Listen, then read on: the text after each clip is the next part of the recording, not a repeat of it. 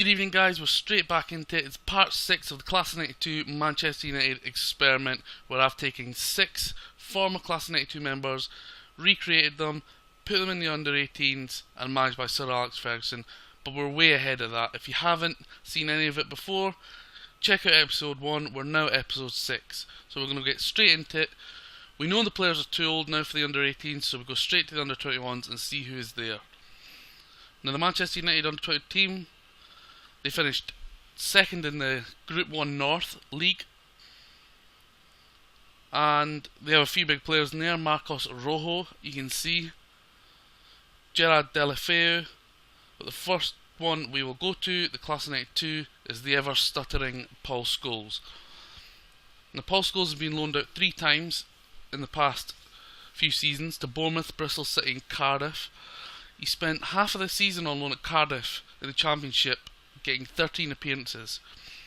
He's made no appearances for Manchester United first team in the Cup, League or Continental, picking up 2 games in the reserves with a 6.45 average. Still the same value at 500k. He's got 1 year left on his contract, 9.75k, 0 caps for England at both levels.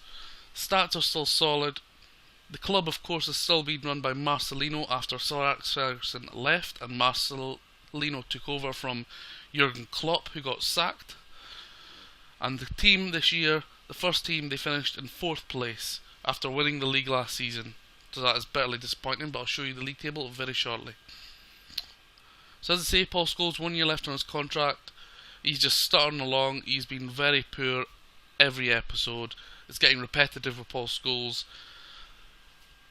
His time should really have came now. As you can see down here, he's an enthusiastic midfielder, but the squad status is not needed, so I would fully expect him to be kicked out the door anytime now.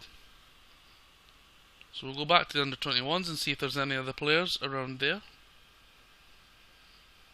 No. So I have had a quick look, and I know that one member of the Class 92 has been sold, but which member is it?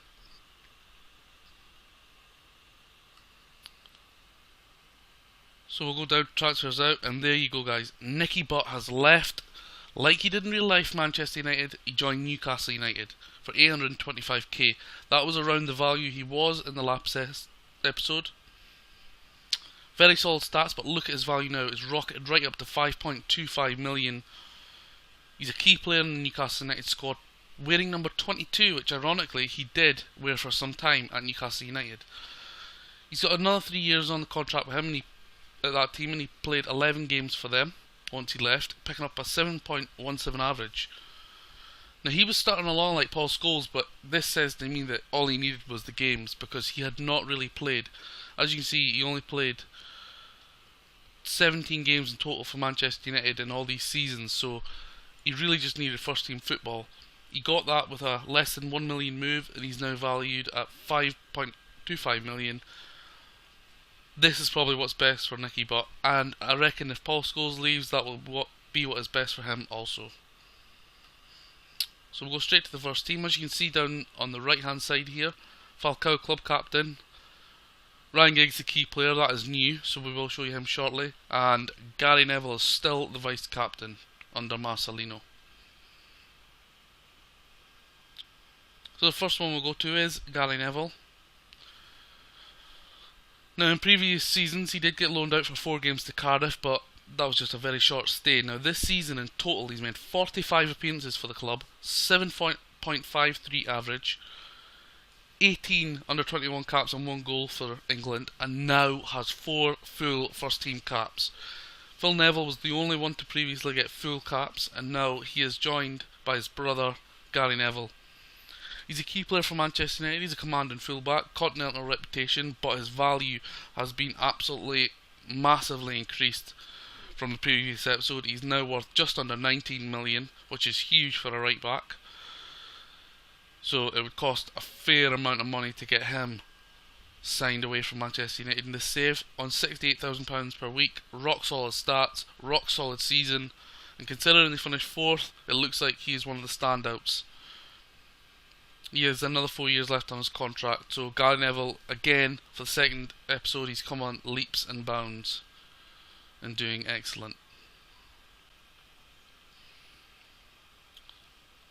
So we'll look at his brother now, Phil Neville. He was and has been in the first team recently. Of course, 2 previous loans on loan to Middlesbrough and Swansea, picking up 30 games in that time. This season he only made 19 appearances and a 6.57 average, which is pretty poor. I expected him to make more appearances than that. Maybe he was injured, who knows. A continental reputation, he's got a squad status of backup, which is probably why he only got 19 full first team appearances. Just under £17,000 wage. He's got 3 full international caps, but still getting picked for the under 21 side with 27 caps. He's very versatile, just like real life, of course. Valued at 6.5 million, which says he's a very comfortable Premier League player, and he's got very good stats all round.